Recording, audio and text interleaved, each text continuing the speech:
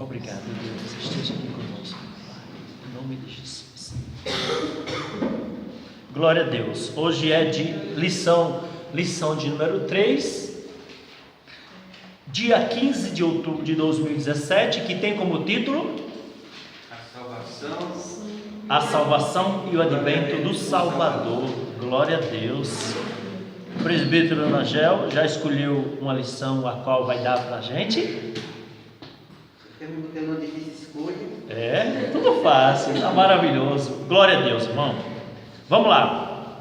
O que a gente pode estar comentando já nesse título? Não existe salvação para a humanidade sem que haja um Salvador. É óbvio isso, né? Não existe salvação para a humanidade sem que haja um Salvador. E como eu tenho já falado em aulas passadas, Jesus, ele não aceita ser Salvador de quem não como Senhor. De quem não lhe aceita como Senhor. Porque eu quero, assim como qualquer pessoa, até o ímpio quer, os direitos que um Salvador nos fornece, é nos livrar do mal, seja presente ou seja futuro. Todos nós queremos, seja ímpio, seja justo. Porém, nem todos querem estar submisso a um Salvador, porque Jesus, a um Senhor, porque Jesus disse: vocês serão meus amigos, ou seja, meus discípulos, meus servos, se fizerem o que eu vos mando.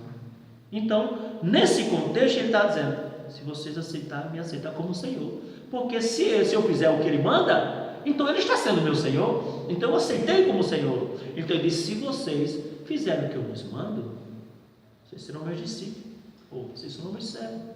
Então, está já dizendo que nós precisamos aceitá-lo como Senhor, para que ele se torne o nosso Salvador, né? Estou no âmbito do trabalhando com uma mulher que ela é muito mariolada, né? E ela quer a salvação de Jesus, mas ela quer também bendizer a Maria e Nossa Senhora da Aparecida, todas elas merecem um pouquinho da atenção dela. Aí eu esse ponto aí para ela. Eu falei: ó, Jesus só aceita nós como só aceita ser nosso Salvador se nós aceitar Ele como o único Senhor da nossa vida. Se nós não aceitar Ele como o único Senhor, ou seja, se nós não acharmos que Ele é suficiente para salvar a nossa vida, Ele não aceita ser o nosso Senhor se nós não aceitarmos Ele como o único suficiente Salvador. Aí estava falando tocando nesse ponto aí, porque isso aí eu estava explicando para ela. Isso daí é um pecado um pecado de prostituição espiritual, né? Pecado de prostituição espiritual. Adultério espiritual. Adultério espiritual, eu vou ter isso na Bíblia. Eu falei: tem, aonde? Aí eu peguei aquela parte lá do profeta Oséias, né? Que Deus mostra que o povo de Israel estava em adultério para com ele. Deus dá aquela passarada que Deus manda o profeta. Porque Deus é como um marido para o seu povo, para a sua igreja, para Israel. E se essa mulher, que é a igreja, generalizando, arranjar outro Deus para servir, colocar alguém no lugar de Deus, então você está adulterando, traindo a confiança do seu marido. Eu falei para ele, eu expliquei isso para ele. É a mesma coisa com o homem ou a mulher que tem o seu esposo, a mulher que tem o seu marido, ela não acha que ele é suficiente, que ela tem que arrumar outro. Do mesmo jeito o homem, e a Bíblia chama isso de um adultério espiritual. Você não acha que Deus ele é suficiente para resolver o seu problema. Você crê que tem alguém mais que pode lhe ajudar. É dessa maneira. Está na Bíblia, você crê que está. Onde é que tem isso na Bíblia? Eu vou ter a história desse profeta aí que Deus mandou ele na casa de Constituição. Tomou uma prostituta e se casar com ela, né? E ela não respeitou ele sofreu. E Deus falou assim: o que você está sofrendo com essa mulher, eu sofro pela nação de Israel, né? Porque eu tirei do Egito, dei o nome a eles, e eles estão aí adorando vários deuses, né? E nesse sentido, irmão, que o irmão está falando aí, o católico, de uma maneira geral ali, é ensinado que Jesus não tem todo o poder. Por que não tem? Por quê? Porque precisa, Jesus não pode fazer tudo. Por que não pode? Porque existe santos específicos para cada coisa. Santo, então Jesus não pode fazer tudo. Porém, existe o santo para as causas impossíveis, santo o casamenteiro, santo para cuidar da saúde, e então é específico lá. Enquanto o crente, o servo de Deus, generaliza. Jesus é tudo, porque ele disse: todo poder foi me dado no céu e na terra. Então, para o cristão, para o servo de Deus, o evangelho, que segue o evangelho, segue a Cristo, o cristão, que eu digo até o católico é considerado como cristão. Então, é tudo, Jesus é tudo, e Ele pode todas as coisas. Então, nós não pedimos a outra pessoa, a não ser a Jesus, né? Pedimos ao Pai em nome de Jesus, sabe que esse nome há poder para resolver todas as coisas, tanto aqui na terra como no céu, é o que Ele mesmo disse. Então, lá, nessa crença aí, eles não entendem que Jesus tem todo o poder, mas nem o santo que eles pedem, que ele pede aos santos, tem todo o poder. Cada um é específico, domina uma área, né? Inclusive, como eu disse, tem até um casamenteiro. Os outros não mexem com o negócio de casamento, mas aquele é o santo casamenteiro. Você pede aquele, né? Amém? Glória a Deus. Textuário que se encontra em Evangelho de João, capítulo 1, versículo 14, diz assim: e o verbo se fez carne e habitou entre nós. Guarda essa palavra. E vimos a sua glória como a glória do unigênito do Pai, cheio de graça. Eu chamei sua atenção eu quero chamar sua atenção para essa palavra. E o verbo se fez carne e habitou entre nós. Irmão, eu tenho para comentar aqui. Desde a queda do homem, Deus vem tentando restaurar a aliança entre Ele e a humanidade, desde a queda. Se você vê Adão, qual foi o ato de Deus quando Adão pecou? O primeiro ato de Deus: matar o cordeiro e vestir Adão a sua nudez, não é isso? Então esse foi o primeiro ato de Deus. Quem lembra qual foi o ato de Deus? Deus teve dois atos para com Caim. Olhe, antes de Caim cometer o crime, e depois. Qual foi o primeiro? Ato de amor para com Caim. Quem sabe de vocês? Deus avisa que o pecado está às portas.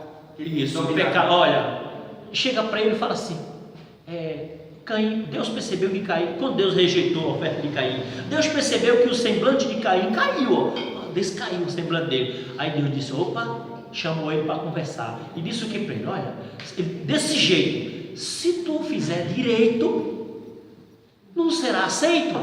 Olha para isso, é um ato de amor. Deus já pode dizer: cara, está achando ruim, então some da minha frente. Não, mas ele disse, chamou ele para conversar e disse: por que descaiu o teu semblante? Se tu fizer a coisa certa, não será aceito também? Falou desse jeito para ele. Aí ele saiu de perto do Senhor. Aí o que acontece? Aí Deus falou do pecado, já as portas sobre ele já dominaram. Aí Caim vai e não se contenta com essa palavra de amor. Ele vai e comete tira a vida do seu irmão, né? Aí Deus vai chamar ele para conversar de novo. Cadê teu irmão? Não sei o que, não sei lá do meu irmão, desse jeito. Aí o que Deus fez?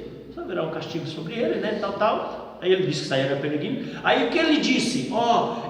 Então qualquer um que me achar vai me matar. Deus chamou ele para conversar e disse: não, eu vou colocar um sinal em você, para que as pessoas que te vejam, que te encontrem, não te matem, não tirem a sua vida. Olha para ele, outra atitude de amor, uma antes dele cometer o crime e outra depois que ele cometeu o crime. Isso é Deus tentando se aproximar da humanidade. E eu quis chamar essa atenção porque não fala que sinal é esse, Deus? não fala que sinal é esse, mas foi um sinal que quem olhasse para Caim já sabia que ele tinha um sinal, e este sinal é o meu sinal que eu falei ontem, a semana passada, lembra? O sinal de sangue no umbral. Isso é um sinal da aliança que Deus tinha feito. O arco, que os povos chamam de arco-íris, o arco também é um sinal da aliança que Deus fez, que não destruía mais a terra. E este sinal em Caim também é algo que marcava a aliança que Deus tinha feito com ele. Que aliança? Que ninguém poderia matar, que ele era para morrer naturalmente.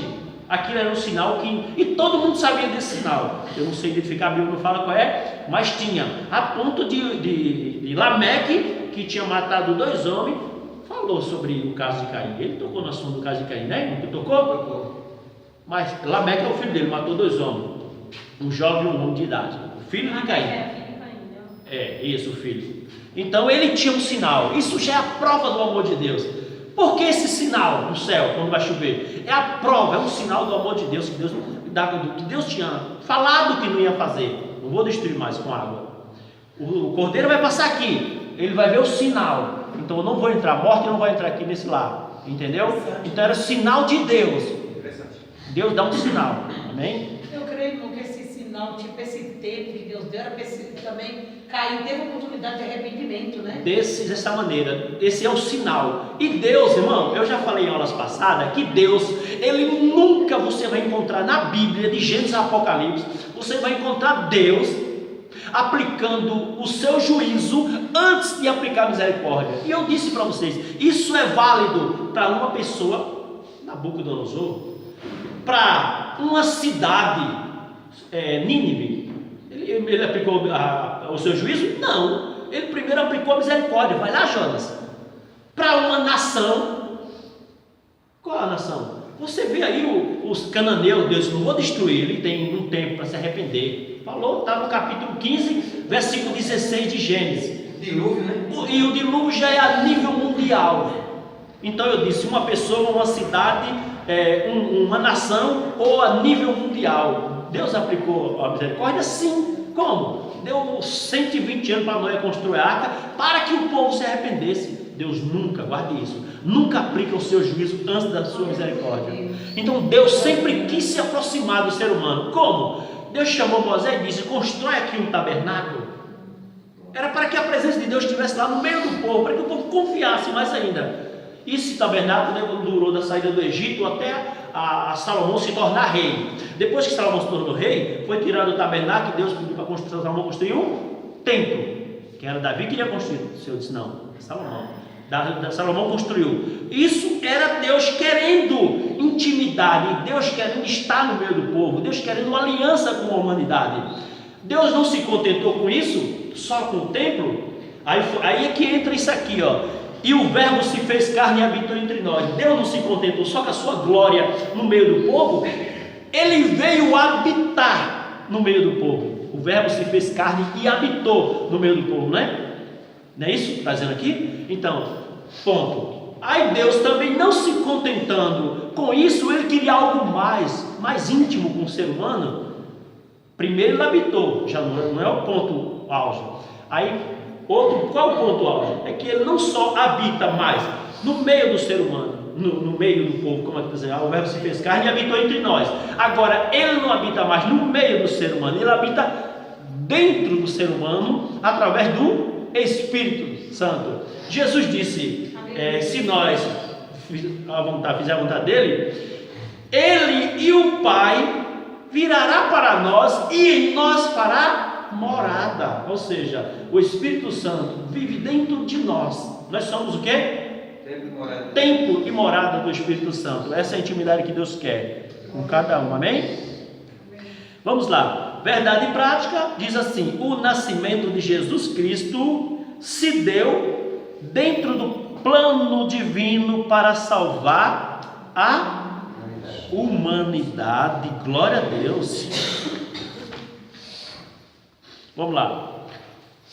Então, o nascimento de Jesus Cristo se deu dentro do plano divino para salvar a humanidade. Jesus veio para quem? Jesus veio para quem? Para os judeus. Então, se você ler Mateus 15, 24, diz assim: e ele respondendo disse-lhe, lembra da mulher cananeia? Jesus respondendo disse: eu não fui enviado senão as ovelhas perdidas da casa de Israel. Ó, eu não fui enviado senão as ovelhas perdidas da casa de Israel. E para completar, para mostrar que foi isso mesmo, Jesus, ao enviar os seus discípulos, ele enviou não para os gentios, ele enviou para os judeus. Eu quero falar porque o plano, o nascimento de Jesus se deu dentro do plano divino para salvar a humanidade. Eu vou chegar lá. Então Jesus, ele veio para os judeus. Agora, quando ele conquistou, chamou seus discípulos, ele não enviou para os gentios, ele enviou para os judeus. Falou Mateus 15, 24? Isso, Mateus 15, 24, Jesus veio para os judeus. Agora, quando Jesus enviou os seus discípulos para os judeus, é Mateus 10, 5 e 6, diz assim: Jesus enviou estes 12 e lhe ordenou, dizendo: não irei pelo caminho dos gentios, nem entreis em cidades samaritanos, mas ide antes as ovelhas perdidas da casa de Israel. Ó, Jesus enviou, veio para os judeus, e quando enviou seus discípulos foi para os judeus. Quando Jesus ressuscitou, ele usou o apóstolo Paulo para dar mais uma oportunidade para os judeus. Ele usou o apóstolo Paulo para dar oportunidade mais para os judeus.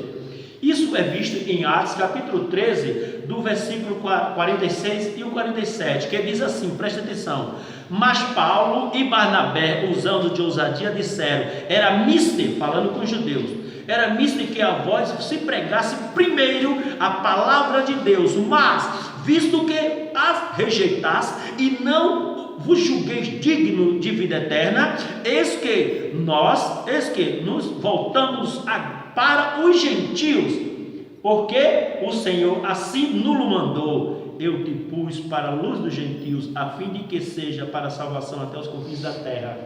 Ou seja, Jesus levantou Paulo por último ali e disse: vai para os gentios. Aí ele foi para o gentio pregar para o gentio. O gentio rejeitou, os judeus rejeitou. Aí ele disse, Paulo disse: visto que vocês não se sentem dignos, era misto que primeiro pregasse para vocês, visto que vocês não se sentem dignos de vida eterna, não acha que não merece, então nós voltamos para o gentio. Aí ele começa a pregar para o gentio. Aí o versículo 48 diz que o gentio aplaudia e glorificava a palavra de Deus. Ó, aceitamos, nós somos os gentios no caso. Amém? Vamos lá. E agora, com esta rejeição, Israel rejeitou. Com esta rejeição, Deus pega o direito de Israel e dá para o gentio. Deus pega o direito de Israel e dá para os gentios. Romanos capítulo 11, versículo 17 diz assim: e se alguns dos ramos foram quebrados, e tu, gentio no caso, sendo jambuzeiro, foste enxertado em lugar deles, e feito participante da raiz e da seiva da videira. Ou seja, pela rejeição, Deus tirou Israel, o direito de Israel, e deu para o gentio. Somos nós, amém? Romanos capítulo 11, versículo 17, 11 e 17. O plano original de Deus não era de salvar os gentios ou a humanidade pela incredulidade de Israel. Não era esse. O plano original de Deus não era salvar o gentio ou as outras nações pela incredulidade de Israel. Bem, era de salvar os gentios pelos frutos de Israel, pelos frutos. Que fruto? Isso que a igreja está fazendo hoje. Eu estou dando fruto. Que fruto? Eu estou evangelizando a palavra de Deus. Então eu estou dando fruto. Israel não deu esse fruto. Deus confiou a sua palavra a Israel para que ele anunciasse, ensinasse, mas Israel não fez isso, se limitou a sua nação, ok? Então não deu fruto. Israel não deu fruto, ok? Então Israel, irmão, ele tinha o reino de Deus, não era o gentio que tinha o reino de Deus, era Israel que tinha o reino de Deus. Mateus no capítulo 21, 43 diz assim: portanto eu vos digo que o reino de Deus vos será tirado e será dado a uma nação que deu seus frutos.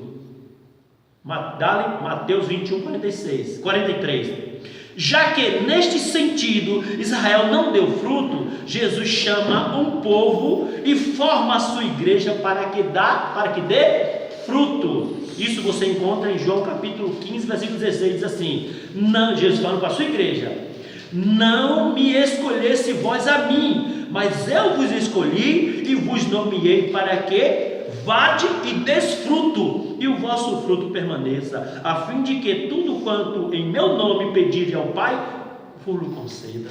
Amém? Então, Israel, como não deu fruto, ele pega o direito de Israel e dá para o gentio. E chamei vocês, agora vocês vão dar fruto. E nós temos que fazer isso. Isso o quê? Aquilo que Israel não conseguiu fazer é dar fruto. É para ser Mateus? Eu citei primeiro Mateus 21, 43 e agora João capítulo 15, versículo 16, amém? Então você tem o direito que foi tirado de Israel, mas também você tem uma obrigação que Israel não assumiu. Qual é? É de anunciar a palavra, dar fruto. Amém? Glória a Deus. Vamos lá para a leitura bíblica em classe, que se encontra do versículo 1 ao 14 do Evangelho, do primeiro capítulo de João. O primeiro versículo diz assim: no princípio era o verbo, e o verbo estava com Deus, e o verbo era Deus. Ele estava no princípio com Deus. Todas as coisas foram feitas por eles, e sem ele nada do que foi feito se fez. Nele estava a vida, e a vida era a luz dos homens. E a luz resplandece nas trevas, e as trevas não a compreenderam. Houve um homem enviado de Deus, cujo nome era João. Este veio para o testemunho, para que testificasse da luz, para que todos crescem por ele. Não era ele a luz. Mas veio para que testificasse da luz. Ali estava a luz verdadeira, que alumiava todo mundo, todo homem que vem ao mundo. Estava no mundo e o mundo foi feito por ele, e o mundo não o conheceu. Veio para os que eram seus, e os seus não o receberam. Mas a todos quanto receberam, deu-lhes o poder de ser feito filho de Deus, aos que creem no seu nome. Aos quais não nasceram do sangue, nem da vontade da carne, nem da vontade de Deus. E o Verbo se fez carne e habitou entre nós, e vimos a sua glória como a glória do unigênito do Pai, cheio de graça e verdade. Amém. Que Deus abençoe a vida de vocês. Vamos entrar aqui na introdução. Deus não abandonou o ser humano no pecado. Introdução. Eu quero chamar a sua atenção para essa palavra. Deus não abandonou o ser humano no pecado. Por isso, o nascimento de Jesus marca o início de uma nova era para a humanidade, em que a promessa de perdão e de salvação, por intermédio da sua encarnação, posterior crucificação e morte, foi efetuada por ele na cruz, a fim de nos redimir. Glória a Deus. Eu queria chamar a sua atenção só para essa palavra, nessa introdução. Deus não abandonou o ser humano no pecado. Irmão, quando Satanás introduziu o pecado no mundo aí, induziu o homem ao erro, você sabe qual era o objetivo de Satanás? Quando Satanás introduziu o pecado no homem, induziu o homem e a mulher ao erro, você sabe qual é o objetivo dele? O objetivo de Satanás era tirar do homem uma coisa que Deus tinha dado, que Satanás almejava muito. Gênesis capítulo 1, versículo 26 diz assim: e disse Deus, façamos o homem à nossa imagem, conforme a nossa semelhança. Ponto. Era isso que Satanás queria tirar quando introduziu o pecado no mundo, no homem. Ele queria tirar a imagem e semelhança de Deus que foi colocada no homem. Por que ele queria tirar? Já que eu não tenho, ele também não terá. Então o ódio de Satanás para com o ser humano é isso.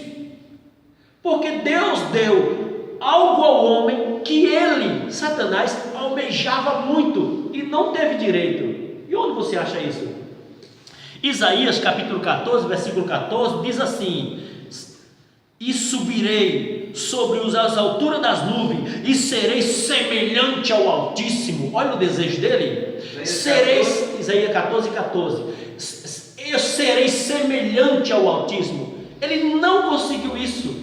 Então foi só o homem. Por isso que o homem não é uma criação qualquer. A Bíblia deixa bem claro que o homem é a coroa da criação de Deus.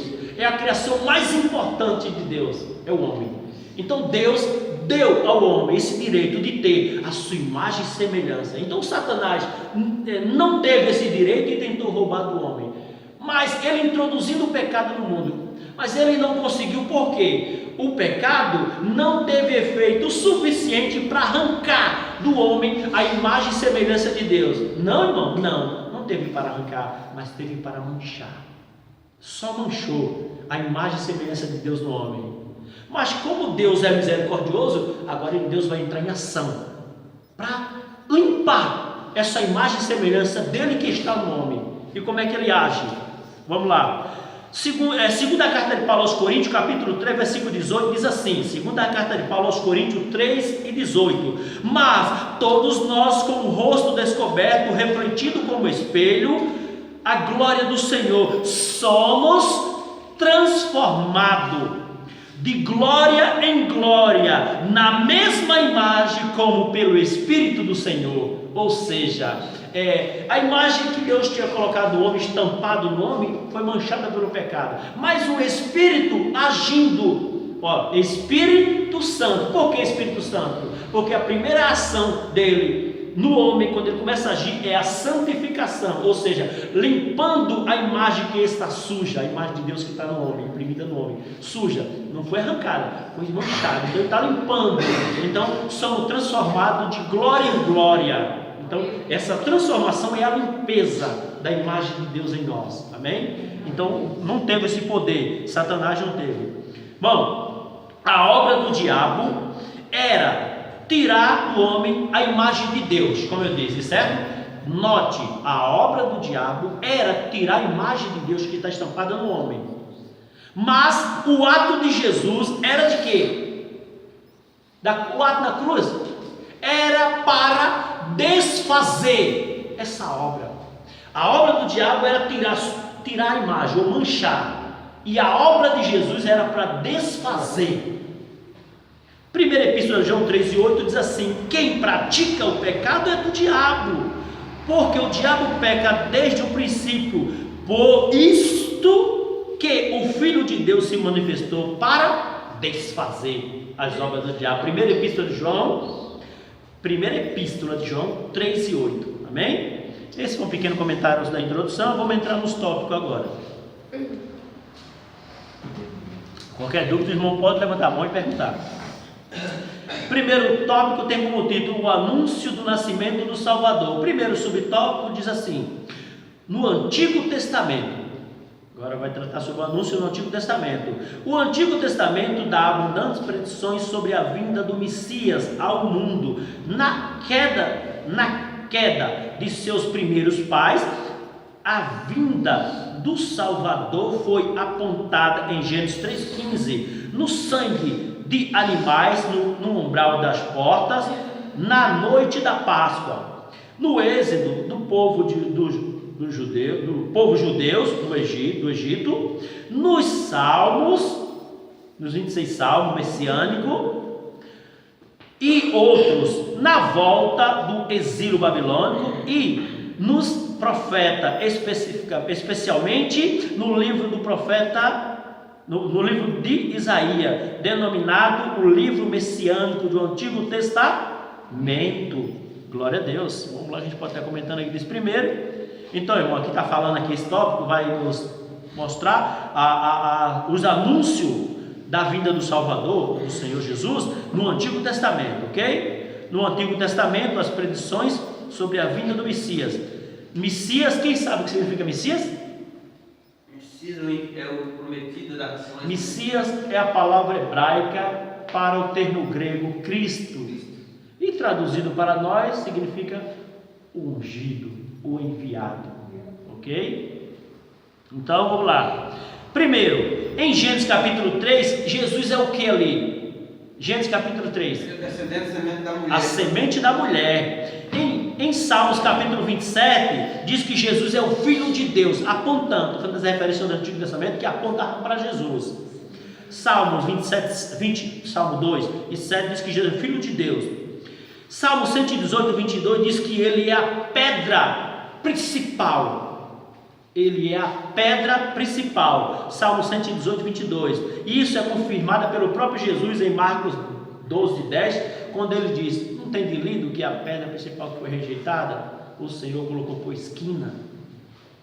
Ok? Isaías capítulo 9, versículo 7 diz que ele é a luz. Isaías 7, 14 diz que ele é o quê? Ele nasceria de uma virgem. Em Malaquias capítulo 5, versículo 2 diz que ele nasceria onde? Belém. Em Belém da Judéia, em Belém. Isso tudo é referência do Antigo Testamento que comprova. Isaías 53 diz que ele seria desprezado e também ele seria um homem trabalhador. Jesus seria um homem trabalhador, é para aí, irmão? Um homem trabalhador. Isso foi confirmado no Novo Testamento? Que ele seria um homem trabalhador? Foi confirmado? Foi. Se você ver aí, Marcos capítulo 6, versículo 8, diz assim: não é este o carpinteiro? Não é este o carpinteiro, o filho de Maria? O carpinteiro. Então ele trabalhava em alguma coisa. E Jesus disse que ele trabalhava? Estão dizendo dele, mas ele falou que ele trabalhava? Sim. Se você ver em João capítulo 5, versículo 17, diz assim: e Jesus lhe respondeu: meu pai trabalha até hoje e eu trabalho também. Olha para aí. Então Jesus era um homem trabalhador, né? João capítulo 5, versículo 17. Na época de Jesus, na época em que Jesus nasceu, a Escritura Sagrada era formada pelo Antigo Testamento. Então toda a Escritura, todo o Antigo Testamento falava de Jesus. Todo, não dizia a palavra Jesus, mas se referia a Ele. A Bíblia mesmo explica, repare.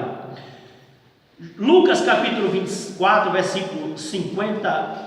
Lucas capítulo 24, versículo 24 a 27, diz assim: e ele lhes disse: honesto e tardio de coração para crer tudo que os profetas disseram. Porventura não convinha que o Cristo padecesse estas coisas e entrasse na sua glória? E começando por Moisés e por todos os profetas, explicou-lhe o que dele se achava em toda a Escritura. Então a Escritura do Antigo Testamento já falava de Jesus, toda, não foi toda, ok? Ou seja, o Antigo Testamento apontava para Cristo. A Bíblia é um livro cristocêntrico, né? A Bíblia é cristocêntrica, e nós também temos que ser hoje. O Antigo Testamento apontava para Jesus, para frente. É por isso que eu disse em aulas passadas que que os que morreram antes de Cristo foram salvos crendo em algo que iria acontecer, que é isso, a cruz de Cristo, iria morrer por eles, tá bom? Morreram crendo em algo. Por isso que diz em Hebreus 11: morreram sem alcançar a promessa, ou sem ver, mas tiveram. Ou seja, então morreram crendo. O ponto auge maior é a cruz de Cristo, porque Ele é que divide no meio. Então os que morreram antes foram mortos, foram salvos na expectativa de algo que iria acontecer. E quem morreu após a cruz morreu salvo, morreu crendo em algo que aconteceu, não que vai acontecer, ok? Sobre essa pergunta, sobre isso, eu queria só uma explicação um pouquinho. É que, por exemplo, assim, a Bíblia fala que quando Jesus morreu, ele desce ao lugar mais baixo da terra e prega para os espíritos em prisão que aguardavam e criam naquilo que se manifesta a eles. Essa passagem aí, ela refere ao quê? Então, esse prega, irmão, não é, olha aqui para mim, olha, vou pregar a palavra para vocês, não, esse prega se refere a anunciar, mostrar, olha, eu estou aqui, lembra de mim? Não, porque vocês morreram crendo em mim, eu sou Jesus, era em mim que vocês morreram, crendo em mim. Jesus não foi pregar a palavra, ele foi anunciar quem era ele, ok? Revelar, porque ninguém sabia. Cristo morreram crendo, ok? Nunca tinha visto, isso nunca tinha acontecido, mas morreram crendo, sem alcançar a promessa. Hebreus 11, morreram crendo, mas sem alcançar a promessa. Que promessa? Quando Jesus morreu. Ninguém morreu, eles morreram crendo. Então Jesus foi se revelar para ele, em quem ele cria, ok? E pegou a cadeia dos salvos e já mudou de lugar. Nós estudamos em escatologia, amém? Ele não foi pregar, tem gente que entende que ele foi pregar a palavra. Pregar a palavra para quê? Pregar a palavra para quê? Se já estão, quem está perdido está perdido, quem está salvo já está salvo. Então não foi pregar a palavra. Esse anunciar é se revelar para aquelas pessoas. Vocês morreram crendo em mim. É porque dentro desse assunto já vê pessoas que têm em mente que aquelas pessoas tiveram uma oportunidade, já que antes elas não tiveram a oportunidade de ouvir Jesus, o Evangelho da Salvação. Já ouvi pessoas que têm essa tese, sabe? Que ele diz, Jesus foi lá e pregou para o espírito cativo, e ali talvez fosse a última chance deles, porque eles antes não tinham ouvido a palavra, né? Irmão, olha, não existe salvação pela lei, tá? Nem pelas obras. Ninguém é salvo. Quem morreu antes de Cristo e foi salvo pela graça. E quem morreu depois de Jesus foi salvo pela graça. Tá bom? Não existe salvação na lei nem pelas obras. Então, como assim, irmão? Pela graça se refere à fé. Crendo. Abraão teve fé. Abraão teve obra, não teve? Ofereceu seu filho? Mas a obra dele foi aperfeiçoada pela fé, porque se fosse só a obra não valia nada. Então a fé, pela fé, Abraão ofereceu, lembra? Oferecer sacrifício. Então, mas foi pela fé, então não foi pela obra, foi pela fé. Então quem morreu antes e foi salvo, foi pela fé. Como assim pela fé? Crendo em algo que não aconteceu ainda, que era a morte de Cristo. Amém? E esse pregar não é pregar a palavra, é revelar, anunciar. Segundo subtópico tem como título: anunciados pelos anjos. O anjo Gabriel apareceu a Maria e lhe deu instruções de como ela conceberia milagrosamente o menino Jesus. Lucas 1, capítulo 1, 30 ou 38. Quando os anjos anunciaram o nascimento do Salvador aos pastores, estes foram tomados de grande alegria e glória do Senhor. Pois, ao ouvirem palavras tão alentadoras e o coral de anjos cantando, foram imediatamente à procura do Salvador. Glória a Deus. Vamos lá nesse primeiro tópico aqui, no Novo Testamento, aí como está dizendo, irmão, antes de Maria, no Novo Testamento, antes de Maria, foi anunciado para quem? Ao nascimento do menino Jesus. Antes de Maria. Isabel, né? Não, para Isabel foi o Deus dela. Não. Foi avisado para um homem chamado Simeão. Simeão, não Simão. Simeão, ok? Antes de Maria. Então já estamos no Novo Testamento, então antes de Maria. Simeão foi um dos primeiros a receber. Por quê? Porque quando Maria chegou no templo para apresentar Jesus, o que é que ele disse? Senhor, levantou a criança, a Bíblia diz que ele levantou a criança e está em Lucas capítulo 2, versículo 25 ao 29, ele suspendeu o menino de Jesus e disse: Senhor, agora tu pode me levar, agora eu posso morrer, porque os meus olhos contemplou a tua salvação, e tu me dissesse que eu não morreria enquanto não visse, e tu me dissesse que eu não morreria enquanto eu não visse. Lucas capítulo 2, versículo 25 a 29. Eu não morreria enquanto eu não visse a tua salvação. Agora tu pode me despedir em paz. Se cumpriu, entendeu? Esse foi o primeiro. Agora o segundo foi Maria, que foi informado. Está em Lucas 1,31, diz que: eis que em teu ventre conceberás e darás à luz a um filho, e porá o nome de Jesus. E quem foi o terceiro? José. O terceiro foi José. Por que José? Porque José ficou meio balanceado, porque é normal, né, irmão? Uma mulher aparecer grávida aí, pelo amor de Deus, né? Ninguém tá hoje. Eu só tô. E a namorada dela? Eu só tô com a minha namorada, eu nunca tive nada com ela. E ela chega para mim e diz: eu concebi do Espírito Santo. Aí, por mais que você seja crente, então dá aquela balada, né?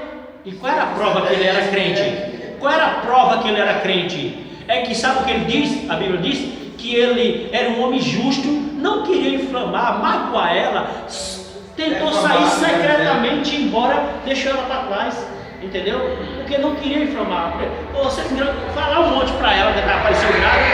Aí o anjo apareceu para ele e disse: José, volta para trás, tua mulher, porque o que tem no ventre dela é obra do Espírito Santo. Então José foi o terceiro a ser avisado, ok? Então por isso que ele voltou. Irmão, se você, olha, escuta só, Maria, ela é venerada pela Igreja Católica, a gente pode fazer o que quiser com ela. Vou agora falar o nosso lado. Olha para Maria. Nós olhamos para Maria e vemos ela como uma mulher de verdade, uma mulher como não endeusada, mas uma mulher como toda mulher deveria ser, dessa maneira. Eu disse em aulas passadas que a reação de Maria diante de uma situação, irmão, se você ler Levítico 22, sabe o que diz? Que se a mulher, Maria morava onde? Na cidade de Belém. Ela morava onde? Belém. Na cidade de Belém. Mas se ela aparecesse grávida no campo, ela não podia morrer apredejada, porque ela gritou e ninguém ouviu. Mas ela engravidou na cidade, e ela sabia da lei. E quem engravidasse na cidade não tendo marido, era para ser morto o quê? Apedrejada. E ela correu todo esse risco. Aí ela disse: eu não estou entendendo nada, como é que eu vou ficar grávida? Foi o que ela disse? Não foi a palavra dela? Ela não murmurou, mas ela disse: eu não estou entendendo como vai se acontecer isso, mas se é Deus que está falando, cumpra-se em mim, segundo a tua palavra. Então é assim que tem que ser. Quando nós não estamos entendendo, é melhor não murmurar. Amém? Glória a Deus. Hã? Ela correu para o campo para guardar Jesus no deserto, né? Amém. Glória a Deus, né? Para agir, né? Irmão, só uma pincelada rapidinho aqui. Vocês sabem, né? Existe, não foi avisado aos pastores? Não foi? Mas também não entra na história os magos? Os magos. Mago é pastor? Tem os pastores e tem os magos. Tem os pastores e tem os magos. Os pastores foram avisados por quem? Pelos anjos. Pelos anjos. E os magos? Pela estrela do Oriente. Os magos é coisa muito interessante.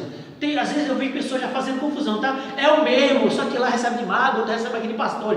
Mas não é o mesmo. Sabe por quê? Porque quando os pastores chegaram para ver Jesus, né? Pelo anjo avisou, encontraram Jesus aonde? Na manjedoura, no estábulo, na manjedoura. A Bíblia diz sobre isso.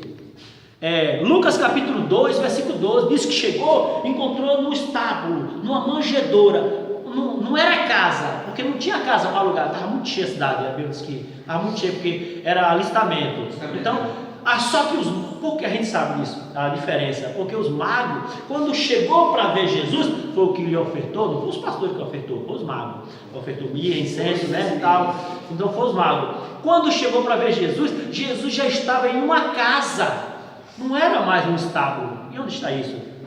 Se você ler aí, Mateus 2:11 diz assim: e entrando na casa, acharam o menino com Maria e sua mãe, e prostrando-se o adoraram, e abrindo seus tesouros, ofereceram-os dádiva, ouro, incenso e mirra.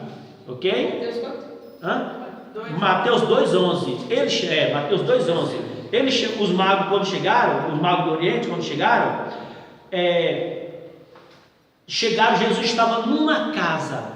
Não foi mais no estábulo, não foi mais numa manjedoura. Então, essa a gente consegue diferenciar. Só tirando a nossa dúvida nisso, porque eu já ouvi, a gente lê lá no livro de Gênesis não, Êxodo, os magos lá do rei Faraó, os magos lá eram espíritos, era tipo macumbeiro. Esses magos aqui, eu vi explicar, não sei se você concorda com isso, esses magos eles eram pessoas que estudavam astrologia. Dessa maneira. Porque eles viram a estrela e se basearam por ela. Alguns fazem confusão entre esses magos. Tá entendendo? Eu ia perguntar isso agora.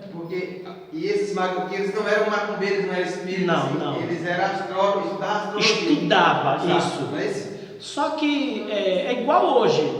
A ciência é coisa boa. Mas quando o cientista, ele é um homem normal.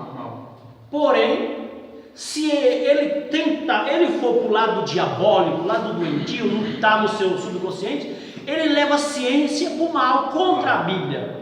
Uma ciência séria, ela está de acordo com a Bíblia. Com certeza. Ela está de acordo com a Bíblia. É igual estudar as estrelas. eu não sabia que a lua tem alguma coisa a ver com a maré, mas tem, biblicamente tem, e de fato que afeta. Então é isso que eles estudavam, entendeu? Não tem nada a ver com o espiritismo, com esse tipo de magia, não tem nada a ver com isso, é estudo, ok? Alguém quer perguntar mais alguma coisa? O Senhor Jesus ele falou também lá em Isaías, né, as vossas luas, os demais, que Deus queria era a obediência em si, não as coisas, né? Isso não era tão necessário. Isso. E ao ponto de quando ele morreu, você quando vê o tempo escurecer, você sabe que vai chover. Ele dizendo. Você conhece os tempos e as estações. Jesus falou sobre isso. Quando vê o sol ficar meio avermelhado, vai chover. Jesus falou isso mesmo, ficar fazendo. E aí não sabe a vida do filho? Foi justamente isso. Você sabe decidir os sinais de pessoa. Irmão, nós estamos falando da revelação, que foi Simeão, Maria e tudo mais. Durante o ministério de Jesus, teve mais revelações, tanto da parte sobre Jesus, tá? Revelações de quem Jesus era, tanto da parte de Deus quanto da parte do diabo. Quem sabe dizer? No ministério de Jesus houve revelação de quem Jesus era, tanto da parte de Deus quanto da parte do diabo. Vamos lá, a Bíblia? Primeiro, da parte de Deus. Mateus 16, do 15 ao 17, diz assim: E disse-lhe ele: E vós, quem diz que eu sou? E Simão Pedro respondendo disse: Tu és o Cristo, o Filho de Deus vivo. E Jesus respondendo disse-lhe: Bem-aventurado és tu, Simão Bajana, porque tu não revelou a carne nem sangue, mas o Pai que está no céu. Ou seja, o Deus revelou para Jonas, para Pedro, naquele momento que Jesus era o Cristo, ok? Eu disse Mateus capítulo 16, 15 a 17. Isso, Deus revelou para Pedro que Jesus era o Cristo. Agora eu falei revelação de Deus e revelação do diabo. Vamos para a revelação do diabo agora? O Gadareno lá, né? Lucas capítulo 4, do 33 ao 34, diz assim: E estava na sinagoga um homem que tinha um espírito de demônio imundo, e exclamou em alta voz, dizendo: que temos nós contigo, Jesus Nazareno? Vieste nos atormentar? Vieste nos destruir? Bem sei quem és, o Santo de Deus. Então, assumiu. Eu conhecia. Quem que não conhecia Jesus? Os demônios conheciam Jesus. Por que conhecia Jesus? Porque veio de lá. E a prova que conhecia, eu vou dizer qual é a prova. Quando o filho daquele judeu tentou expulsar demônio, que os demônios ele falou, os profetas, eles falaram: Eu te expulso em nome de quem? De Jesus que Paulo prega. Aí os demônios falaram o que para ele? Paulo, eu sei quem é. Jesus, eu sei quem é. E Paulo, mas tu quem sou? Jesus era conhecido, eles conheciam Jesus, bem? Irmão, igual quando a pessoa que é de Deus, um servo de Deus, quantas pessoas que já foi dentro do centro e fala assim: sai daqui, que tu, né? Esse aqui, esse lugar, tu vai daqui, pertence aquele homem lá de cima. É conhecido. Mas por que aquele homem lá de cima? Porque eu já estou ferrado, não tem mais salvação para mim. No caso, o demônio pensando: não tem mais salvação para mim. Então, aquele cara, aquele homem, aquele qualquer coisa, tu pertence a ele. Então, fala com ironia, sabe? Mas admite que tem, ok? E uma perguntinha, voltando aí rapidinho que eu ia perguntar, perguntei. Então, Deus, os anjos avisou os pastores, né? Avisou. E os magos, quem avisou? Vamos lá. Os magos, né? Vamos lá. Foi o sinal da estrela que ele disse aí, mas vamos para a Bíblia? Os magos chegam em Herodes e falam. Não, aí é. Vamos para Mateus. Mateus capítulo 2. A gente vai achar agora. Mateus capítulo 2. Revelar para os seus filhos, né? Mateus capítulo 2.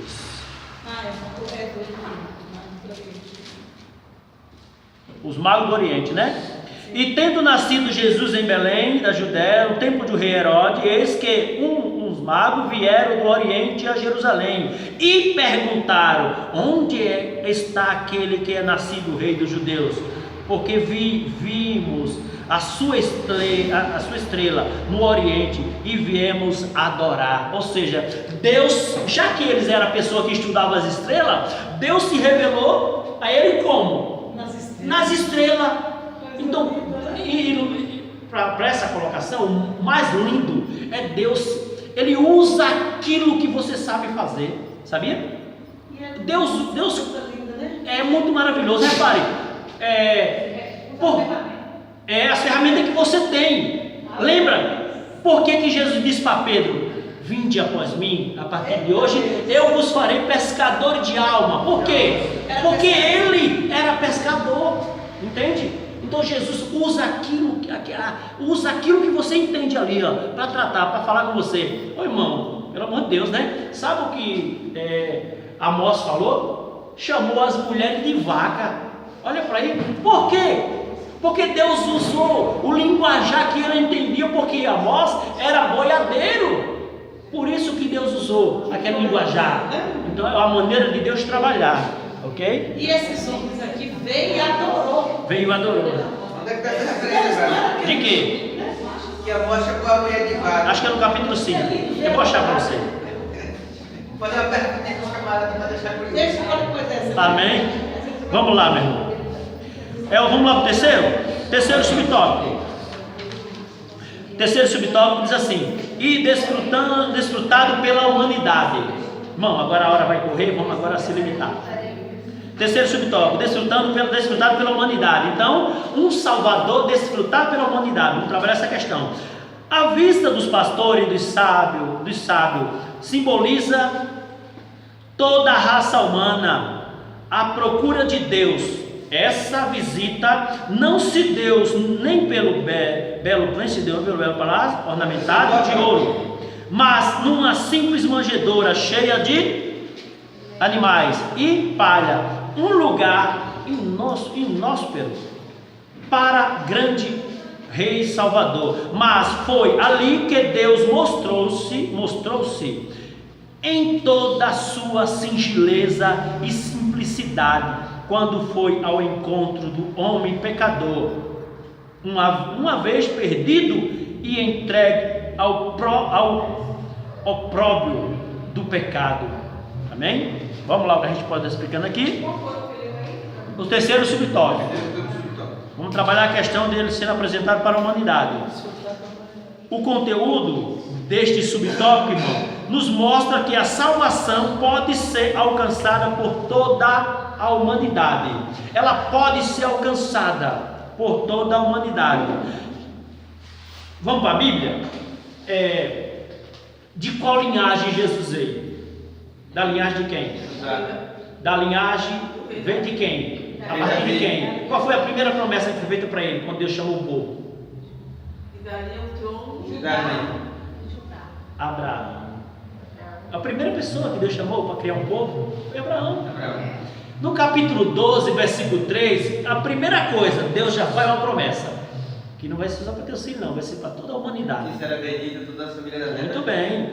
Gênesis capítulo 3, versículo 2 diz: e abençoarei os que te abençoarem, e amaldiçoarei os que te amaldiçoarem, e em ti serão benditas todas as famílias da terra. Ó, Gênesis 12, 3. Abraão foi o primeiro missionário, né, Abraão? Todas, o primeiro. A sua terra e fazer a missão. Quando Deus chamou Abraão, então, ó, irmão, guarde isso, tá? Olha para cá. O povo era só um. Se você ler e quiser a prova, está no capítulo 11 de Gênesis. O povo é um só, ok? Um só. O povo era unido, era um só. Quando Deus chamou Abraão, agora ficou dois: o que Deus chamou e o que ainda não tinha sido chamado. O que estava na desobediência e Abraão, que quis obedecer a Deus, ok? Então ficou dois: o restante e Abraão. De Abraão começou a criar um povo, não foi? Então ficou dois. Aí temos dois. Isaías 65, versículo 1 diz assim: tendo dois povos. Isaías 65, versículo 1 diz assim: fui buscado, Deus falando, fui buscado dos que não perguntavam por mim. 65 primeiro? Isso. Fui achado daqueles que não me buscavam, a uma nação que não se chamava de meu nome, eu disse: eis-me aqui. Ó, eis-me aqui. Essa nação eram os outros povos que não perguntavam por mim. Eu fui buscado por alguém que não perguntava por mim. Deus disse: eis-me aqui. Ó, Deus se apresentando para o gentil. Ó, forma de carinho.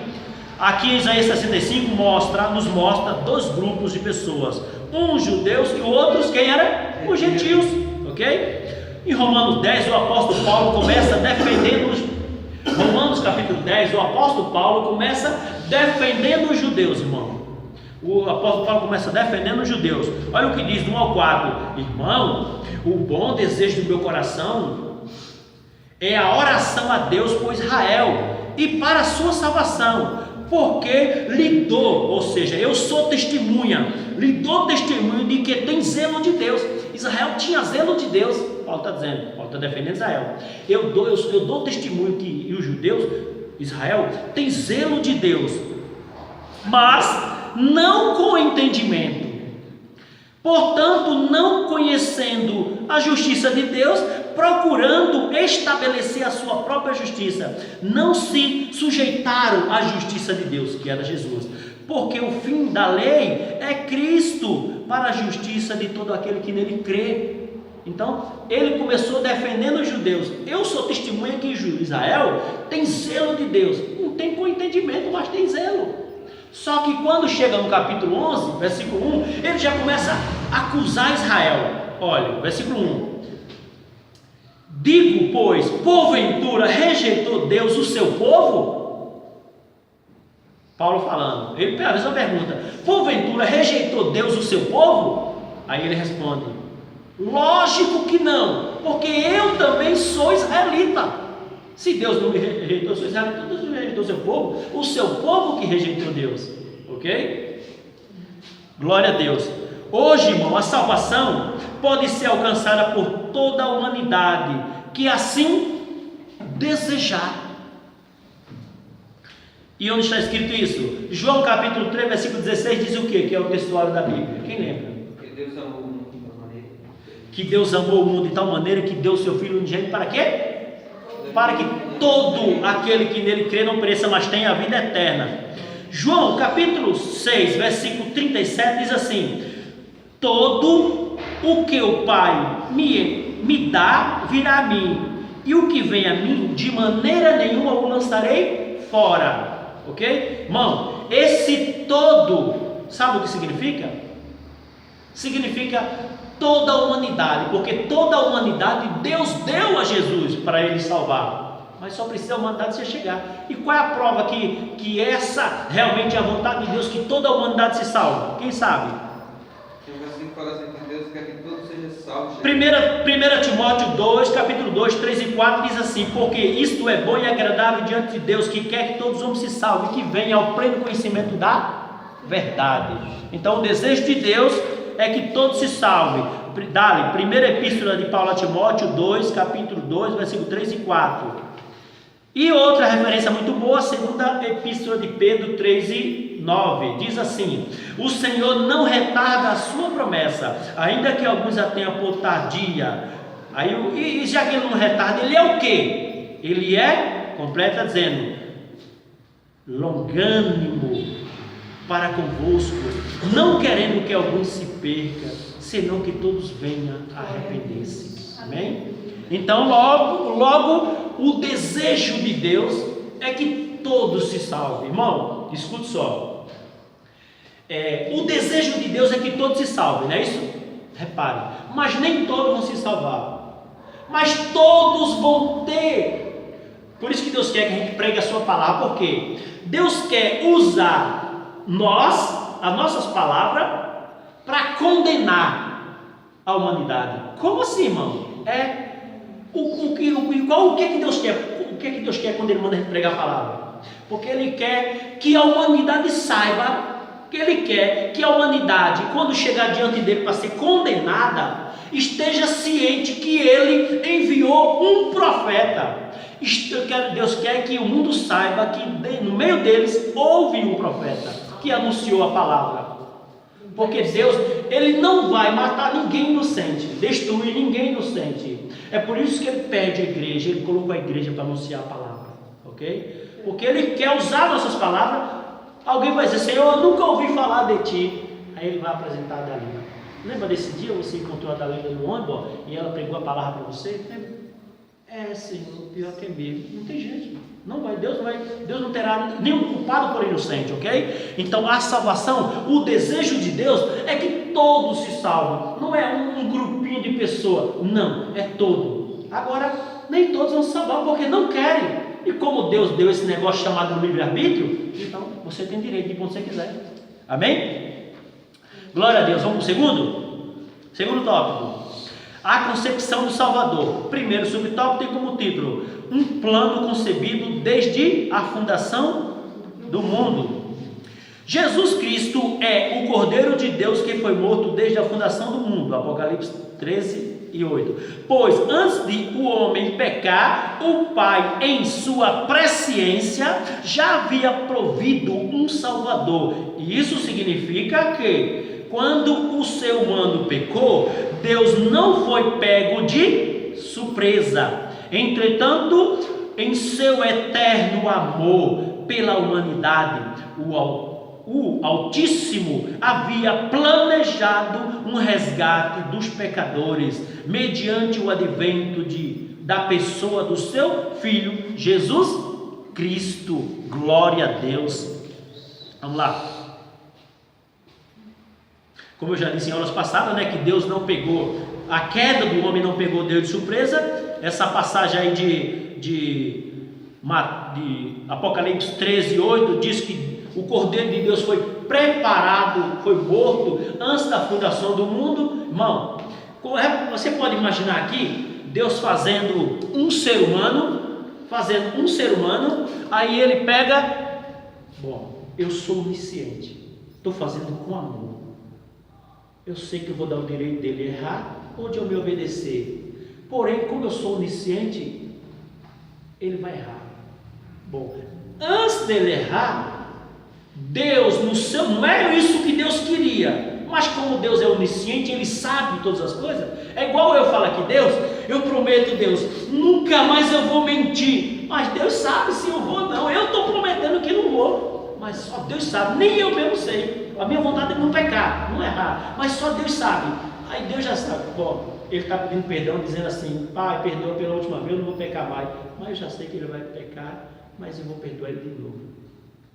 Essa maneira Deus trabalhou. Deus já estava no coração de Deus, não o plano do pecado do homem, mas já estava elaborado no coração de Deus um plano de redenção para o homem. Porque eu ainda não criei ainda, eu vou criar. Mas antes de eu criar, eu vou elaborar um plano que eu estou vendo que eu vou criar, vou dar o direito de escolha, ele vai fazer o mau uso do direito de escolha, vai errar, e eu, como o amo, eu vou ter que restaurar lá na frente. Já tudo planejado, não era a vontade de Deus, tá? Tem gente que diz: se Deus sabia que ele ia errar, por que fez? Não, porque ele fez, sabendo que ele ia errar, porque deu o direito de escolha. Deus não fez uma máquina. Deus deu livre-arbítrio, direito de escolha. O homem que fez o mau uso do direito de escolha, até porque Deus disse desde antemão: olha, não coma dessa, se comer certamente morrerás. Não avisou, deu direito de escolha. Ele não foi desavisado, o homem foi avisado, errou avisado, mas Deus mesmo assim não abandonou o homem no seu pecado, mas já cuidou, já elaborou um plano para resgatar o homem. Amém? Maravilhoso demais esse Deus. Louvado seja Deus. Glória a Deus, aleluia. Glória a Deus, né? Então, antes da queda do homem, o plano de salvação já estava no coração de Deus. E como eu disse em aulas passadas, olhe para mim. Antes de Deus dizer, criando o mundo. Então, para fins didáticos, antes de Deus dizer, haja luz, foi a primeira coisa que ele fez. Haja luz. Ele disse, para fim didático, haja cruz. Deu para entender? Ele elaborou o plano da salvação antes de elaborar o homem. Ele já tinha elaborado. Então, para fim didático, antes de ele dizer haja luz, ele disse haja cruz. Ele já elaborou o plano de salvação. Glória a Deus. Amém? Glória a Deus. Vamos lá para o segundo? O nascimento do Salvador. O nascimento do Salvador é um evento emblemático e simbólico acerca do propósito que ele veio realizar: salvar o mundo. Para isso, o filho nasceu longe de casa, peregrinou para Belém sem acomodações adequadas, nem ambiente inóspito e extremamente humilde. Isso foi a demonstração da humildade divina, pois o Filho se esvaziou de sua glória para habitar de maneira humilde entre os homens. Que belo gesto de doação de si mesmo, pois não poderia haver maior entrega para mostrar esta verdade. Deus é amor. Glória a Deus. Então, o nascimento aqui, vamos lá, irmão, vamos lá. Eu queria ler essa referência rapidinho aqui. Vocês já leram? Já foi falado aqui? João capítulo 3, versículo 16, que diz que Deus é amor, né? Eu queria falar das 8 coisas que eu já falei em aulas passadas, mas teve gente que não está. Aqui, nesse João 3,16, existe o maior ser. Quem é? Jesus. Deus. Existe aqui o maior mandamento. Qual é? Deus amou o mundo. Deus amou. E o maior mandamento existe. Aqui nesse referência existe o que também? A maior quantidade de pessoas. Ele diz que Deus amou o mundo. A maior quantidade de pessoas é o mundo. E aqui existe a maior intensidade. Qual é a maior intensidade? Amou o mundo de tal maneira. Tal significa intensidade. A maior intensidade de tal maneira. Ok? E aqui existe o maior presente. Não, o maior gesto que alguém poderia fazer. Qual é o maior gesto? O maior gesto é dar. Ele amou o mundo que deu o seu filho. Então o maior gesto é dar. Porque a Bíblia diz que melhor é dar do que receber. Esse aqui é o maior gesto. O outro, aqui existe a maior simplicidade. Qual é a maior simplicidade? Para todo aquele que nele crê. O crer é a maior simplicidade. E qual é a maior de todas as promessas? Quem sabe? Salvação. Não pereça, mas tenha a vida eterna. Então está aqui as maiores coisas da Bíblia. Está só nesse versículo, ok? Então Jesus nasceu, irmão. Jesus nasceu como todos os seres humanos, né? Então estamos falando do nascimento do Salvador. E Jesus nasceu de uma mulher. Ele nasceu em um ambiente. Ele teve nome de ser humano. Então ele foi como qualquer outro. O seu nascimento foi como qualquer outro. Agora ela ficar grávida não foi como qualquer outro. Foi concebido pelo Espírito Santo. Agora o seu nascimento foi igual a qualquer outro. Ela sentiu dor. Pode falar para ele, não, João. Você falou na mulher, me relembrou uma coisa. Eu estou trabalhando com essa mulher lá no serviço. Ela recebe instrução no catolicismo lá que a mulher, que a Bíblia fala lá em Apocalipse, que vai vir para salvar a igreja, que foi atacada pelo dragão no deserto. Aquela mulher ali é Maria, que ela diz, né? Não tem nada a ver com Maria, né? Ela representa a igreja, não é isso? E o remanescente de Israel. A mulher que foge com o filho. A mulher é que representa a igreja, né? Na grande tribulação. E vai ficar. Ela diz: não, você vê que a mulher, Maria, ela parece ficar nessa parte aí. Ela é tão vendida nessa escritura que a Bíblia fala que quando for no final do tempo ela vai vir para salvar o povo de Deus. A mulher, que ela foi salva no deserto. Ela fala. Mas se você ver nessa passagem, está sendo em Apocalipse capítulo 12. Ali não foi a mulher veio para salvar. Ali diz que a mulher foi salva. Não foi ela veio para salvar. Ok? Ela foi salva indo para o deserto. Ela foi salva indo para o deserto. Então ela não veio, aquela mulher do Apocalipse não veio para salvar. Então, e se você ver, nós estamos lendo, citando passagem em livro profético. Em livro profético, mulher significa igreja. Representa a igreja ou representa Israel. Ali vai representar Israel. Capítulo 12, amém? Glória a Deus. Vamos lá. Terceiro subtópico: o retorno divino da vida. O roteiro divino de vida. Desde a fundação do mundo, Jesus foi o Salvador, e a partir do seu nascimento, essa realidade foi confirmada. Ele foi concebido por uma virgem, o que atesta o fato milagroso de ser o Filho de Deus, incriado, guarde isso, incriado e gerado como homem pelo Espírito Santo. Jesus nasceu num contexto de pobreza, o que mostra sua humildade e serviço aos desafortunados. O filho de Maria cresceu numa família, o que mostra a importância que Deus dá à célula mate da sociedade, que é a família. Assim, o ministério terreno de Jesus seria abrangente, mostrando que o reino de Deus já havia chegado à terra. Amém? Glória a Deus. Terceiro aqui, Jesus aí como Salvador.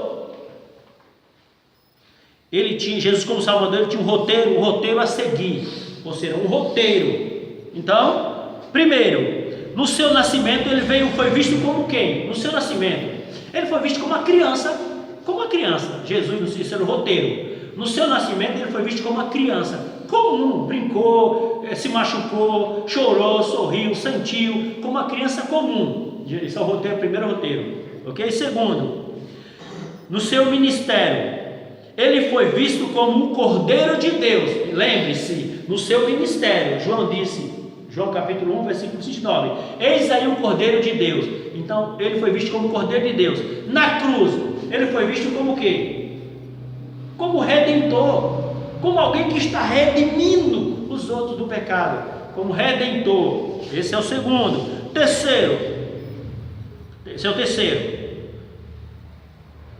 O quarto, hoje ele é visto como o quê? Jesus é visto como o quê hoje? O novo intermediário entre Deus e o homem. Foi falado aqui pela irmã. Primeira epístola de João, capítulo 2, versículo 1. Meu filhinho, não pequei, mas se pecar, temos um advogado. Ele é visto hoje como advogado. Ok? Essa é a função de Jesus hoje. O quinto, no dia do juízo final, ele não será mais visto como advogado, ele será visto como o quê? Como juiz, ok? Como juiz. Então esse é o roteiro do Salvador. Hoje nós temos, a humanidade tem essa oportunidade, porque Jesus é a solução de todos os problemas. Então hoje ele é o advogado, mas no final ele será o juiz, amém? Glória a Deus. Esse foi o roteiro de Jesus. Vamos para o terceiro e último tópico. O verbo se fez carne e habitou entre nós. Primeiro subtópico, a encarnação do verbo. A Bíblia afirma reiteradas vezes que o Filho de Deus se tornou carne, ou seja, uma pessoa inteira de carne e osso, em pleno uso de suas funções psíquicas. Sobre isso o apóstolo Paulo escreveu que Jesus realizou a reconciliação no corpo de sua carne, isto é, quando se fez carne e habitou entre os homens, assumiu a humanidade juntamente com as fragilidades próprias dela, da carne. Por esse motivo, as Escrituras revelam que o nosso Senhor chorou em público, admitiu perdas e sentiu saudade, experimentou dor, sentiu tristeza de morte, sentiu-se cansado, teve sede, teve dificuldade familiares, foi tido como louco, mostrou que a privacidade e a oração são períodos essenciais para a sobrevivência espiritual. Amém? Irmão, eu quero dizer uma coisa muito importante aqui para vocês. Jesus, para mostrar a sua humanidade, Jesus, ele começou seu ministério tendo o quê? Fome. Para mostrar a sua humanidade, ele começou seu ministério tendo fome. Ele terminou seu ministério tendo o quê? Sede. Olha aí. Ele começou seu ministério tendo fome e terminou seu ministério tendo sede, para mostrar sua humanidade. Na tentação, lembra? Jejuou 40 dias, tendo fome. Na cruz, tendo sede, para mostrar sua humanidade. Amém? Então ele foi homem. Glória a Deus, ser humano. Então, foi como qualquer um de nós e conseguiu vencer a tentação. Por quê? Ele teve que vir, irmão. Jesus, como homem, ele foi 100% homem, para mostrar para nós que nós conseguiremos resistir à tentação, assim como ele. Agora, por que foi que Jesus resistiu sem pecar? Não era porque ele era o Filho de Deus, não, tá, irmão? Porque ele era um homem de oração. A Bíblia deixa bem claro, irmão, que tudo que Jesus fez foi porque ele estava cheio do Espírito Santo. Ele buscava, ele se enchia, ele sabia de uma necessidade. Qual? Que precisamos estar em oração. Jesus tinha um momento que Jesus passava 9, mano, pelo amor de Deus, mostra para mim vocês um crente que ora 9 horas. A Bíblia diz que Jesus orava 9 horas, já chegou a orar 9 horas. Estava sempre orando. Era um exemplo de oração. É por isso que os discípulos disseram: mestre, nos ensina a orar. Era um exemplo. Irmão, eu estou falando de quem? Eu estou falando de Jesus. Se alguém for falar para outra pessoa, não, Jesus não precisa. É claro que ele precisava, porque ele era humano. Ele não estava como Deus, senão ele não tinha sentido dor, nem fome, nem sede. Ok? Então Jesus resistiu tudo isso que nós passamos hoje como homem, para mostrar para a gente que como homem só precisa estar cheio do Espírito para resistir igual ele. Amém? Tem pessoas que falam assim: ah, porque Jesus era Jesus. Ah, é isso, mas não o dedinho. Não. Não. Só que foi como homem. Pelo amor de Deus. Ei, irmão, olha para mim. Deus se cansa? Deus se cansa? Olha lá Jesus dentro do barco dormindo. A Bíblia diz que estava dormindo cansado. Cada parte humana, né? É, a parte humana, é humano. Agora o que ele fez, irmão, eu já disse em aulas passadas, só teve, se você na Bíblia, você só encontra uma coisa que Jesus fez como Deus. O que foi? Como é que é? Na Bíblia você só encontra uma coisa que Jesus fez como Deus. O resto ele fez como homem. Ele perdoou o pecado. Só isso que ele fez como Deus, mais nada. Ele ressuscitou morto, Elias ressuscitou, né? Orou e ressuscitou. Elias estava cheio do Espírito. Em todos, ele curou, os outros profetas também curaram, porque estava cheio também do Espírito. Aí eu vou dizer: ah, mas Jesus morreu, mas ele ressuscitou. A Bíblia diz que o Espírito Santo que ressuscitou Jesus nos ressuscitará no último dia. Então, até para ressuscitar foi o Espírito Santo que ressuscitou ele, ok? Então, igual, amém? Glória a Deus. Vamos lá para o segundo?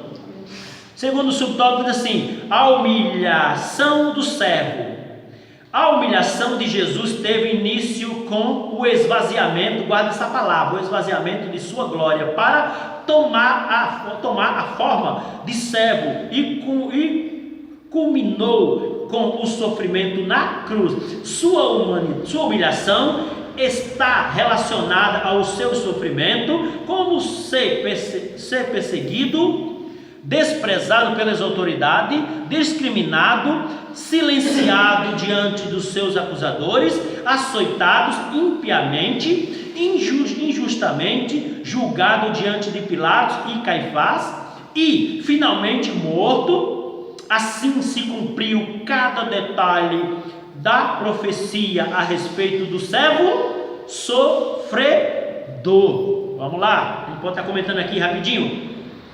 Quero aqui deixar bem claro, irmão, que essa humilhação e esse sofrimento de Jesus não foi algo contra a sua vontade, ok? Não, nada disso foi algo que aconteceu na vida dele, foi algo contra a sua vontade. Não foi nada disso contra a sua vontade. Filipenses capítulo 2, 5 a 8 diz assim: de sorte que haja em vós o mesmo sentimento que houve também em Cristo Jesus, que, sendo em forma de homem, não teve por usurpação ser igual a Deus, mas esvaziou-se a si mesmo. Não foi Deus que esvaziou ele, esvaziou-se a si mesmo, tomando a forma de servo, fazendo-se semelhante aos homens. Ó, fazendo-se, ele mesmo se fez semelhante aos homens. E achando em forma de homem, humilhou-se a si mesmo, sendo obediente até a morte, morte de cruz. Aleluia. Ele mesmo se esvaziou da sua glória. Outro ponto importante aqui é que ninguém conseguiu tirar a sua vida. Olha aí, irmão, ninguém conseguiu tirar a vida de Jesus, por mais que tentaram, ninguém conseguiu.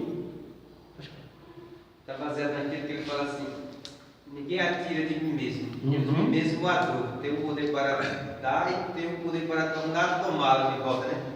Primeiro, vamos lá. João capítulo 15, versículo 13 diz assim: ninguém tem maior amor do que este, de dar a alguém a sua vida. Ele dizendo, ninguém tem maior amor de dar do que esse, de dar a sua vida. Então, de dar, era ele que estava dando, ok? Era ele que estava dando. Sim, ele deu, mas alguém tirou. Não tirou, não conseguiu tirar. João capítulo 10, 17 e 18 diz assim: por isso o Pai me ama, porque dou a minha vida para torná-la. Ninguém má de mentira, mas eu de mim mesmo dou. Eu de mim mesmo dou. Tenho poder para dar e poder para torná-la. Este mandamento eu recebi de meu Pai. Ó, ninguém tira de mim a minha vida, é eu que estou dando. Ninguém vai ter o privilégio de dizer assim: matei. Não, é eu que vou dar, ok? Então, na cruz do Calvário, fizeram de tudo para tirar a vida de Jesus. Crucificaram, chicotearam e por último fizeram o quê? Quem lembra? Fizeram um furo do seu lado, onde saiu todo o sangue até sair água, mas ele não morreu. A Bíblia diz que ele não morreu. Não. Saiu todo o sangue até a água saiu e ele não morreu. Quando chega em Lucas 23, 46, diz assim: e clamou Jesus com grande voz e disse: Pai, nas tuas mãos entrego o meu espírito. Ó, ninguém matou, foi ele que entregou. Porque se alguém tivesse matado, ele não deu, tiraram a vida dele. Foi ele que deu. Em tuas mãos eu entrego o meu espírito. E expirou e morreu. Amém? Então Jesus foi o que deu. Glória a Deus. Terceiro e último subtópico diz assim: o exemplo a ser seguido. Quando andou na terra, Jesus nos ofereceu guarde isso, o melhor exemplo, fazendo a vontade do Pai e amando o próximo com um amor sem igual. Logo, a partir da vida do Salvador, somos estimulados a priorizar o reino de Deus, a pessoa do Altíssimo em todas as áreas da nossa vida, não permitindo que nada tome o seu lugar em nosso coração. Assim somos instados a amar o próximo na força do mesmo amor que o Pai tem nos amado. Eu queria falar aqui sobre essa palavra, que eu chamei sua atenção, sobre o exemplo que Jesus nos deixou para ser seguido, para findar aqui. Primeiro exemplo de Jesus que Jesus nos deixou. Vamos lá ver qual foi? Atos capítulo 1, versículo 1. Primeiro exemplo que eu quero chamar para vocês, o Senhor está dizendo a vocês. Lucas escreve assim: fiz o primeiro tratado, ô Teófilo, acerca de tudo que Jesus começou, não só a fazer, mas a ensinar. O que ele quer dizer com isso? Fiz o primeiro tratado de tudo que Jesus começou, não só a fazer, mas a ensinar. Ele quer dizer que Jesus fazer e ensinar. Ele quer dizer que Jesus era alguém que pregava o que vivia e vivia o que pregava. Esse é o exemplo para nós hoje. Eu tenho que viver lá fora o que prego aqui e pregar aqui o que eu vivo lá fora. Deu para entender? Porque eu não posso pregar uma coisa com as minhas palavras e o meu corpo contradizer o que a minha boca diz, né? Eu digo para não roubar aqui em cima, e lá fora eu roubo. Então não diz. Então esse é o primeiro exemplo de Jesus. Ele não só fazia, mas ensinar. Então ele ensinava, mas também fazia aquilo que ensinava. Esse é o primeiro exemplo. O segundo, fortíssimo. O segundo que ele deixou, João capítulo 3, do 13 ao 15, diz assim: vós me chamais mestre e senhor, dizes bem, porque eu sou. Ora, João capítulo 13, do 13 ao 15.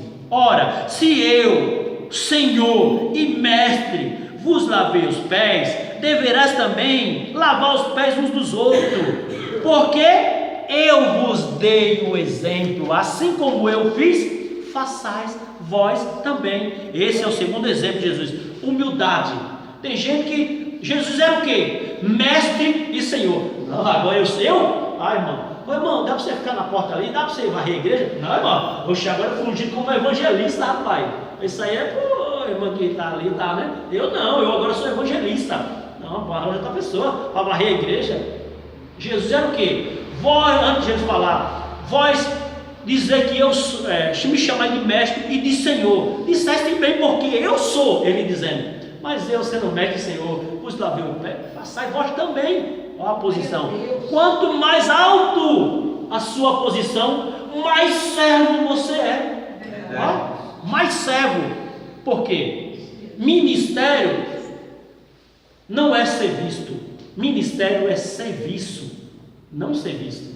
Amém? E assim, uma coisa que eu aprendi que era o meu primeiro pastor, ele sempre falava: quando você sobe um degrau, né, essa função, você não está subindo, você tem que descer um degrau, né? Tem que ir descendo. Você está descendo, né? Descendo o pedestral. Descendo o pedestral. Porque cada vez que você recebe ali algo, então mais você dá as costas para as pessoas, tipo, porque você está para servir, né? É. Quanto mais alto o seu escalão, mais servo você é. Temos que ser servo. Ah, não, agora eu sou igual o falou, né? Não. Ah, porque eu sou pastor. Eu sou, eu fui ungido a isso, não. Não, irmão, que é isso? É difícil, né? Mas a gente Pode falar. Eu vi um testemunho muito lindo.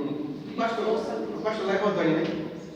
Ele era o pastor da igreja e toda a vida ele assim, foi uma pessoa muito envolvida com a obra e servia a igreja com muito amor e carinho. Aí ele foi buscar, o pastor foi buscar o pregador que tinha pregado no evento, né? Aí tá lá, ele chegou e o pastor chegou e viu o pastor trabalhando, fazendo na obra, né? Aí ele foi buscar o pregador da igreja, mas nem ele se identificou que ele era o pastor da igreja, que estava recebendo o cara que ia pregar. E o pastor estava vindo de fora, queria conhecer o pastor que tinha convidado ele. Uhum. E naquela correria o pastor ficou observando. Aquele camarada foi lá, recebeu ele com todo carinho lá no aeroporto, trouxe ele para a casa dele, hospedou ele, levou ele na casa da hospedagem, né, e tudo. E por último ele ficou curioso para saber quem era o pastor que tinha convidado ele. Desde que ele chegou na igreja, ele viu o pastor mais trabalhando do que todo mundo, né? Correndo atrás de coisa daquele, ele achava que era o serviço da igreja, o diabo, não o evangelista, né? Aí, quando ele chegou na igreja, ele perguntou ao pastor, e quem é o pastor aqui da igreja aqui, irmão? Você é obreiro da igreja, você é diabo? Ele disse, não, o pastor sou eu mesmo, graças a Deus. Aí ele disse, eu sabia como era um diabo, eu disse, desde o começo aqui, mas eu não deixei de ser diabo não, Marão. Continua sendo diabo ainda, do Senhor. Glória a Deus, né? Então nós somos chamados para servir. Eu quero concluir essa lição dizendo: as boas novas do Evangelho se materializaram em Jesus, quando de seu nascimento em Belém, sua obra salvadora foi profetizada ao longo de todo o Antigo Testamento, anunciado pelos anjos aos pastores e ecoa de forma abrangente por todo o universo. Ele se encarnou, se humilhou e finalmente triunfou gloriosamente mediante a sua ressurreição, para assim nos garantir a salvação. Glória a Deus, que Deus abençoe os irmãos. A próxima aula, a aula número 4, tem como título a salvação, o amor e a misericórdia de Deus. O presbítero Nagel quer falar mais alguma coisa rápido no final? Se for rápido. Do anjo aí, né? Que quando os anjos anunciaram que ele estava chegando para o povo de Jerusalém, para os pastores. Também depois que ele sobe, os anjos descem para avisar que ele ia vir voltar novamente. Quando eu disse estar lá no monte da Assunção de Cristo, né? Vou ficar assim, ó, olhando esse na nuvem. 2 anjos descem e disse: esse que subiu, ele vai adivinhar. Amém. Naquele momento ele vem para avisar que ele foi, mas era por pouco tempo, ele ia voltar de novo. Glória a Deus, amém, meu irmão. Deus abençoe a vida de vocês. Aqui é a nossa oferta para comprar a revista, né? E deixar a igreja de oportunidade e passar para a pastora da Alterna. Amém. Glória a Deus. Salve a igreja, Pai Senhor. Amém. Amém. Deus abençoe a vida do nosso irmão evangelista e tal. Que aula maravilhosa que nós tivemos nesta manhã, né? Glória a Deus. Tem aula que é mais especial que outras, né? E esse tema é muito maravilhoso, de salvação, né? Não é muita coisa, mas existe um segredo, né? As pequenas coisas, então. E eu ficava observando, sempre que o irmão estava falando sobre duas coisas, sobre marco, né? É tipo a marca de Cristo, ali das virgens que tem as 5 loucas, 5, né? Prudentes. Então não vai, a igreja toda não vai para a glória. A humanidade toda. Não vai. Tipo também as igrejas, tipo em cada canto Deus vai tirar, né? A igreja de Deus, ela é invisível, como o irmão falou aqui. A igreja de Deus, ela não se apresenta. Eu sou igreja, eu estou aqui no salto, sou pastor, tal, não. A igreja de Deus, Deus apresenta ela, né? É o sal, né? Né, irmão? Isso aí não se apresenta. Você vê uma diferença. Você vê a marca de Cristo na igreja de Deus, né? A marca de Cristo, quem apresenta é o Senhor. Como? Não por palavra, pelas nossas atitudes, né? Igual a irmã pregou aqui nessa manhã, igual o irmão ontem à noite também pregou, fez uma pregação de ontem, veio hoje combinando com a pregação da manhã, né? Nós temos que amortificar, e se nós não dizer, não, né? Agora sou crente, mas o meu braço não é, né? Então nós temos que pedir isso. A irmã falou, eu era uma pessoa de gênio forte, mas nós não podemos deixar isso reinar em nós. Somos uma nova pessoa. Alguém fazia uma coisa errada, mas agora hoje eu sou uma nova criatura, eu já não quero mais isso para a minha vida. Então a gente tem que pedir isso para Deus todo dia, amém? Amém. Nós estamos aqui aprendendo para ir para a glória, amém? Então oremos a Deus nesta manhã e à noite estaremos aqui, soberano Deus e eterno Pai. Senhor, em nome de Jesus, ó Pai querido, Pai amado, nesta manhã, meu Deus, eu quero te agradecer, Jesus, por esta aula, Pai. Que cada dia venha nos ensinar, Espírito Santo, a mortificar, Senhor, a nossa vida, a nossa natureza terrena, carnal, para que possamos, ó Deus querido, Deus amado, estar, meu Pai, vivendo em novidade de vida.